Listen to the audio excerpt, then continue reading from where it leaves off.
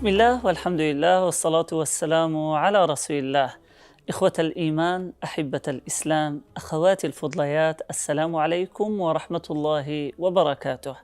خير الكلام كلام الله تبارك وتعالى، وخير الهدي هدي نبينا محمد صلى الله عليه وسلم.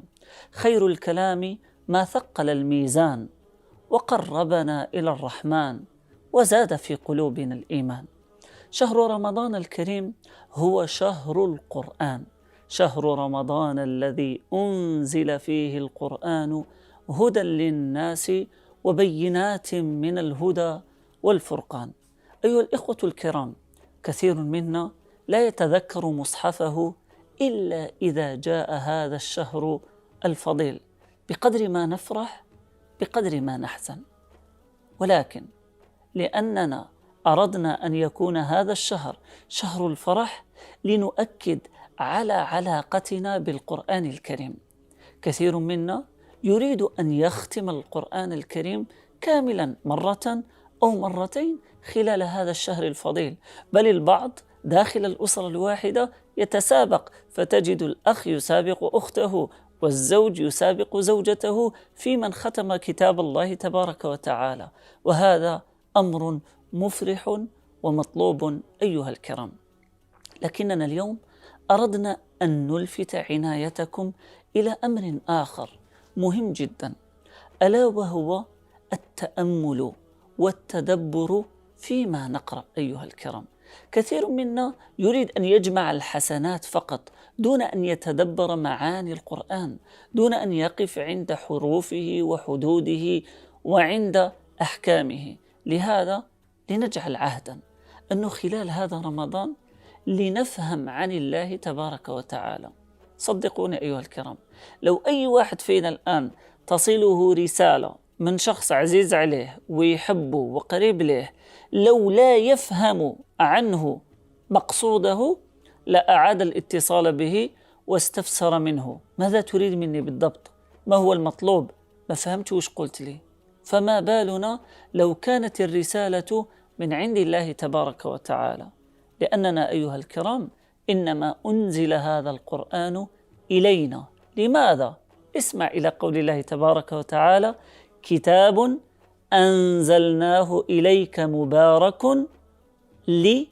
واللام هنا كما يقول العلماء للتعليل والتفسير، ليدبروا آياته، أي أنزل القرآن الكريم لنتدبر في آياته ومعانيه. والتدبر أصلها في اللغة من الدبر، وهي الخلف، ما وراء، أي ما هو القصد وراء هذه الآية؟ ماذا يريد من الله تبارك وتعالى؟ هل تعلمون أيها الكرام أن في آيات الله تبارك وتعالى هناك أسباب للنزول؟ لماذا نزلت هذه السورة؟ لماذا نزلت هذه الآية؟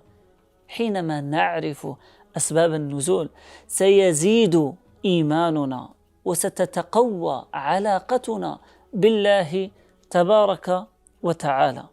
القرآن الكريم، استمعوا إلى ما قال النبي صلى الله عليه وسلم: لا أقول ألف لام ميم حرف، ولكن ألف حرف ولام حرف وميم حرف، والحرف ب10 حسنات، والله يضاعف لمن يشاء. تصوروا أيها الكرام هذا الفضل الكبير وهذا الثواب العظيم وهذا الأجر الجزيل في قراءة آيات القرآن الكريم.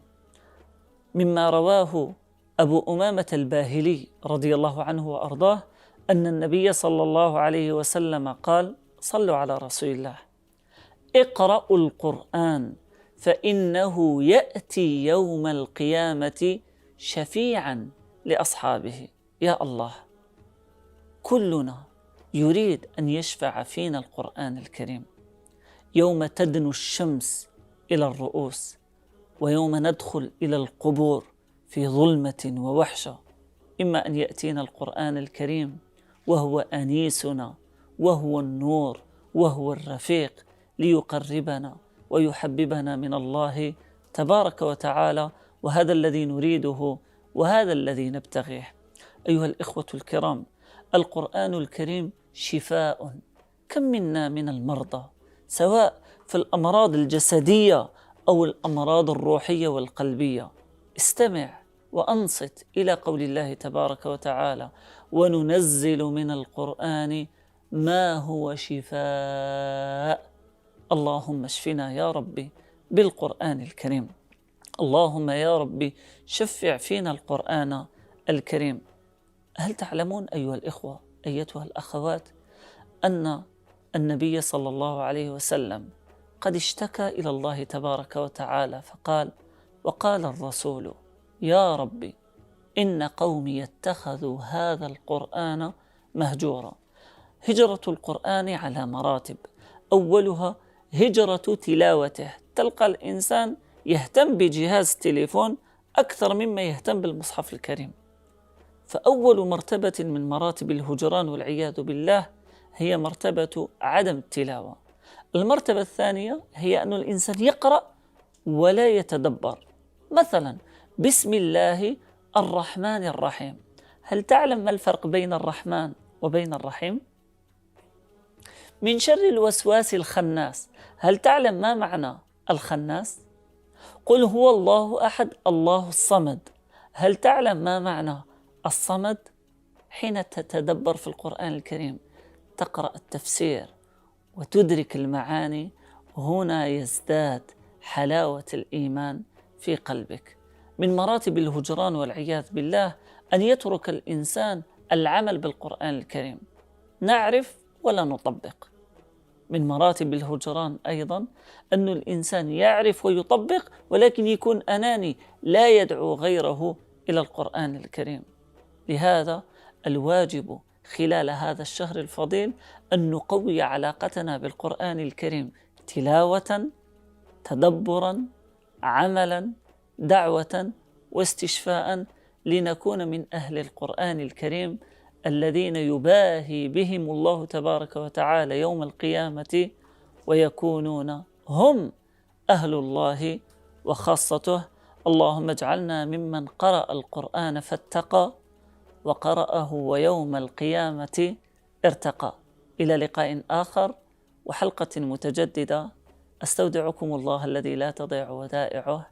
السلام عليكم ورحمة الله وبركاته.